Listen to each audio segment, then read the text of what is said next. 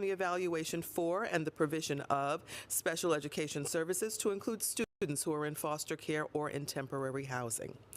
Introduction 576A, also sponsored by Councilmember Joseph, would require the Department of Parks and Recreation to inspect and issue a report on each public restroom under its jurisdiction that has routinely been given an unacceptable rating after inspection. The report would be required to be published on the department's website. And now I will ask, I didn't know you were over there. I will ask Councilmember Joseph to come to the podium and tell us about her legislation. Thank you. Thank you. Good afternoon, Speaker, Majority Leader, colleagues.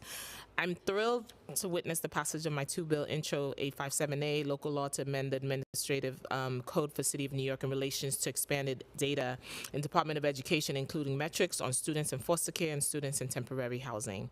As I frequently emphasize, both in the council and whenever I get a chance to talk about this topic, students in foster care and students in temporary housing have a very special place in my heart. And my thought, as a mother of two boys who were part of the foster care system and now as the chair of the Education Committee, I'm proud I get to pass this legislation that would improve their lives and make sure that they're heard and seen and taken over in our education system. Intro 576A, a local law to amend the Administrative Code of New York City in relation to requiring reporting on the features and conditions of public restroom, a thing that's been deep in my heart. This bill I introduced in collaboration with Manhattan Borough President Mark Levine. I'm proud to finally be able to say to all New Yorkers, visitors, and tourists that our public bathrooms in all New York City parks and playgrounds will be available, accessible, and clean for them to use freely. The efforts to introduce the bill, draft them, now get them passed, have been the hard work and collaboration of numerous partners, Borough President and his team, Advocates for Children, especially Randy Levine and our co-sponsors, and of course my amazing speaker, legislative team, and my amazing team, and thank you for your support and the hard work, and the marathon continues in the great word of Nipsey Hussle. Thank you. Thank you, Councilmember Joseph, and for keeping the memory of Nipsey Hussle alive. Introduction 1065A, sponsored by Councilmember Eric Bottcher, would require the creation of an urban forest plan that aims to expand the tree canopy from the current 22% coverage to 30% coverage. The plan will be required to evaluate the distribution, health, and stability of the city's urban forest, identify the causes of urban forest gain or reduction, and recommend strategies to remediate any urban forest loss. The legislation also requires an outreach plan to educate property owners on how to protect and expand the trees and vegetation located on private property. I invite Councilmember Bottcher to discuss his legislation. Thank you so much, Speaker Adams. If it wasn't obvious before, last Friday, our planet sent us a message. Our planet is crying out for help, and the severe flooding that we saw in New York City is another huge flashing warning sign that we need to take drastic action to address the effects of climate change. And one of the things we can do and must do is increase the amount of permeable surface around New York City. The water had nowhere to go. Our underground infrastructure is inadequate, and the amount of permeable surface is inadequate. So the legislation that we're passing today, Intro 1065, will require the city to establish an urban forest master plan with a goal of 30% tree canopy coverage across New York City. This has so many benefits in addition to mitigating the effects of stormwater runoff. Trees clean the air. They provide habitats for birds and insects. They slow traffic, blocks with more street trees, cars drive slower, and they shade neighborhoods. Neighborhoods with street tree coverage are significantly cooler in the summer months. So we're doing more than just calling for this. We're legislating it. In our council district, Council District 3, we've planted over 500 street trees since I took office. We're going to be planting a lot more. I really want to thank Councilmember Shaker Krishnan, the chair of the Parks Committee, Councilmember Brewer, who has a related piece of legislation to this, and the Forest for All Coalition, and everyone who's been part of this movement to create a canopy of trees in all neighborhoods of New York City. And thank you to you, Speaker Adams, for your leadership as well. Thank you, Councilmember Bottcher. Next, we'll vote on Introduction 703A, sponsored by Councilmember Sean Abreu, which would require the Department of Social Services to submit a quarterly report on the timeliness of rental assistance payments to the council and for publication on its website. Yep, starting March 1st, 2024. This legislation will help address late payments of CityFEP's rental assistance vouchers, a growing problem that places New Yorkers at risk of evictions. And I'll call Councilmember Abreu to discuss his bill. Thank you, Speaker Adams. In April, I stood in this very spot to celebrate the passage of Intro 704, which requires the city to allow landlords to opt in to an instant electronic delivery of rental assistance payments from the HRA. The goal of the legislation was clear: to reduce the risk of late, incorrect, or undelivered voucher checks and the eviction proceedings that followed missed payments from the city. The stakes are too dire. We cannot leave rental payments up to chance. We cannot continue to making our housing system more onerous than it already is. I am proud to stand here again as the council prepares to pass Intro 703 into law. Intro 703 builds onto 704 by analyzing and addressing the timeliness of rental assistance payments sent by HRA. With the passage of this bill, DSS is obligated to submit quarterly reports to the Speaker on whether rental assistance payments are sent on time to landlords on behalf of tenants receiving assistance. This report will be a detailed ledger filled with data on rental assistance payment amounts, the payment month, the zip code of the recipient, whether the payment was timely or late and why, and a description of steps to ensure timely payment in the immediate future. It's good government at work, making sure that we have transparency so that we know whether or not the government is making payments on time. It has an obligation to keep folks in their home. To think that government is contributing to our housing crises is really difficult to making sure we hold the administration accountable. This data will be critical to evaluating and fixing avoidable bureaucratic errors and turning our attention to neighborhoods most impacted by missed payments. I'm thrilled we're taking action today. Thank you, Speaker Adams, for your support, and I look forward to today's passage. Thank you so much, Council Member. Introduction 78A, sponsored by Councilmember Gail Brewer, would require the Department of Consumer and Worker Protection to create an informational campaign concerning workers' rights under the Earn Safe and Sick Time Act. The campaign would include the distribution of flyers, posters, and other written materials through pharmacies, doctors' offices, and other health-related institutions to educate the public and workforce.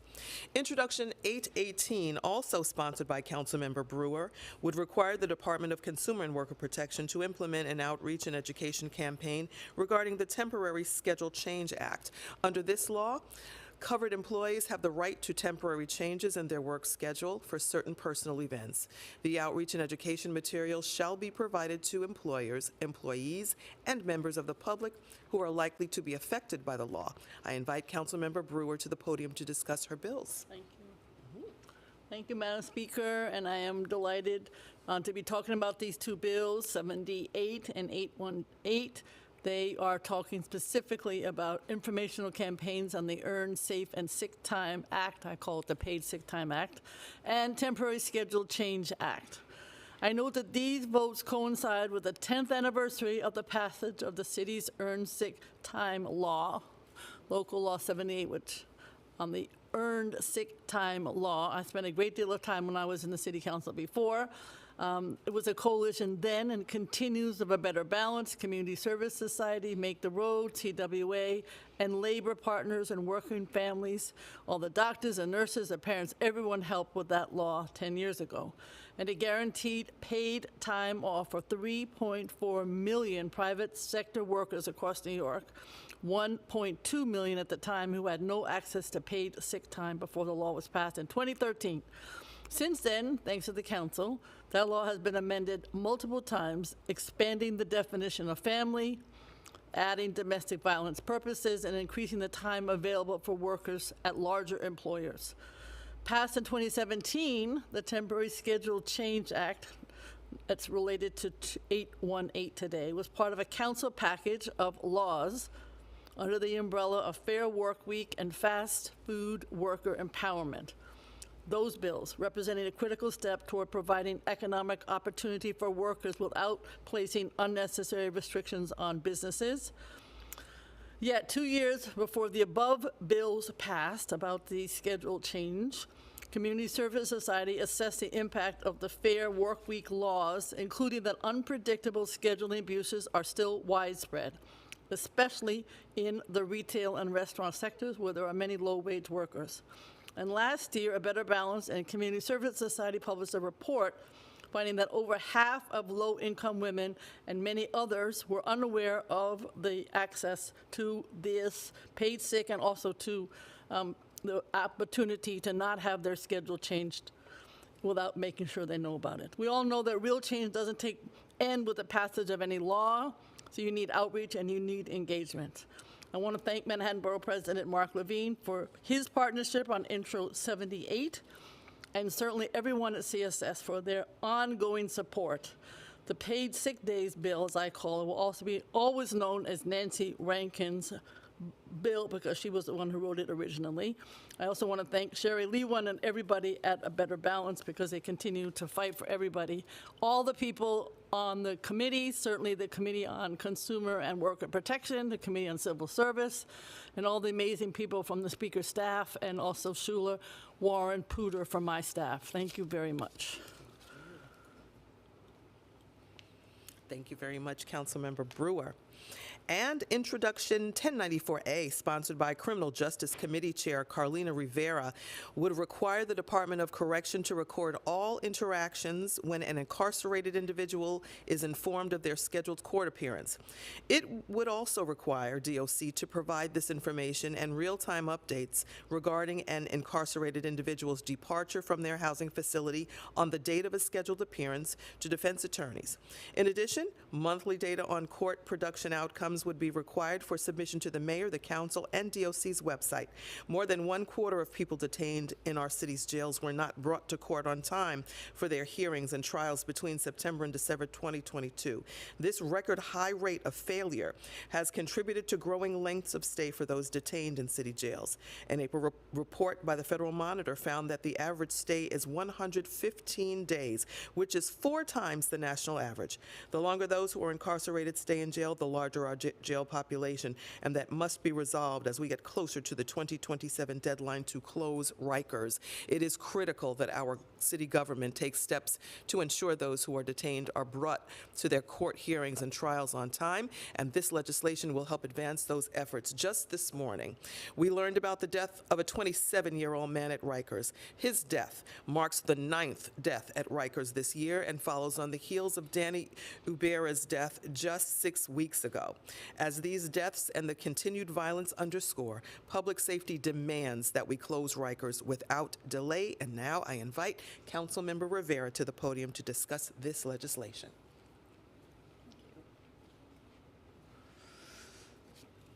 Thank you very much. I also want to thank you, Madam Speaker, for your consistent leadership on this issue.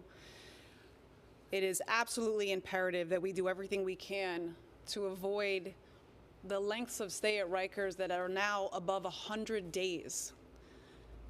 So I want to thank you again for your support. I want to thank Councilmember Brewer for her support as well, and Oversight and Investigation team.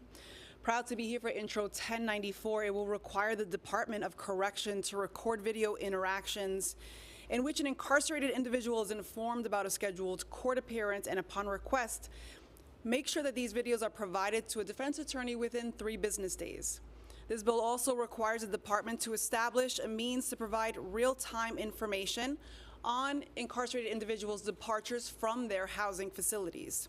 Finally, the bill requires monthly public reporting on court production outcomes, including the number of individuals not delivered to their court appearance, arrival times, and how often use of force is required to compel court attendance. Public defenders, family on behalf of detainees, and advocates testified at a May City Council hearing that incarcerated people charged with crimes are regularly not being brought to their court appearances, even though ensuring that they get to court is the primary reason why they are being held before trial. This legislation ensures accountability on both sides. All stakeholders agree the most impactful way we can reduce the numbers at Rikers Island is to improve case processing and reduce the length of stay. Nearly a quarter of the individuals at Rikers have been in custody for over a year, and 87% of those on Rikers are there pre-trial. Between 2016 and 2022, the average length of stay at Rikers increased 89% from 61 days to 115 days. Extended time in pre-trial detention is bad for everyone. It increases the likelihood of conviction and subsequent recidivism. And with an average length of stay at over 100 days, that's 4 times the national average. And it's essential we expedite case delays and at the very least provide a very basic function. When people are not produced for court, it further stresses an already backlogged court system. It can delay a person's release. It can eventually cause death. It delays connection to mental health programs and substance use disorder services if needed, and much, much more. Data provided to the council by the Department of Correction indicates that from January to March 2023, approximately 85% of people in custody who were scheduled to appear in court made it to the courthouse. This suggests that individuals are about as likely to return to court whether they're in jail or not. If they are at liberty, the rate remains nearly the same in terms of appearing at court. And imagine those that are incarcerated or detained are experiencing the significant harms of being inside. This legislation will build on the 2 units of appropriation secured in the fiscal 24 budget that require DOC to report on transportation, and the consistent leadership from the council and our speaker that the Department of Correction meet its basic operations and mandate to really provide care for those in its custody. Those are the minimum standards. So we're doing that. We're increasing transparency with this bill today, and I thank you for the opportunity to speak, and I'm looking forward to it. Thank you. Thank you. Thank you, Council Member.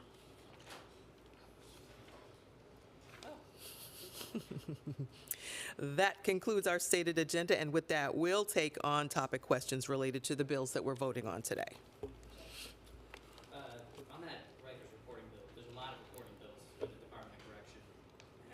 Did they report broadly? Did they do a good job of actually responding to these and providing the information that they legally should? Do you want to go there? You want me to go there? You can start. Okay. As far as the reporting bills for Department of Correction are concerned, we are still waiting for the timeliness of certain reports to get to the council. We discover these things through our oversight hearings when we really go in, Jeff, and ask those questions. We specifically ask for reports. Sometimes they are forthcoming, sometimes they are not. And I would add, this gives a 30-day requirement. This will enable us to see how many people are getting to court on time. I feel like that's really important. I think a lot of what we do here in terms of codifying the responsibilities, in which some of them already exist, are really important. And that goes for the BOC video access bills we're introducing today. There's an MOU between these parties, Department of Correction and Board of Correction, but there is too much opportunity there for anything to be revoked at any given moment. And so because of the lack of transparency we've seen consistently and the reporting we're not receiving on time in order to fulfill our own charter mandated responsibilities, we will have to codify and legislate it. The Speaker understands that, and I'm proud of the way we're moving forward. Thank you.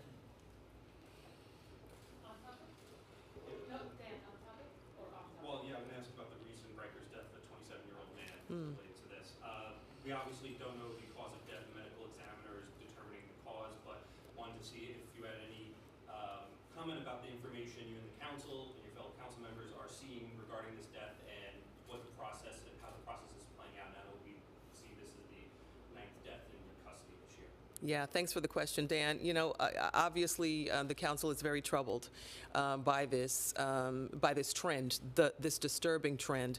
The information just came out to us this morning. There really hasn't been any significant input that we've received on the council side. We're still waiting to get more information on that. I don't even think his name was released. It was just released this morning. Okay. So we're waiting to get more information on that. And again, obviously, we continue to be very distressed by the deaths on Rikers Island, and we continue to speak out on them.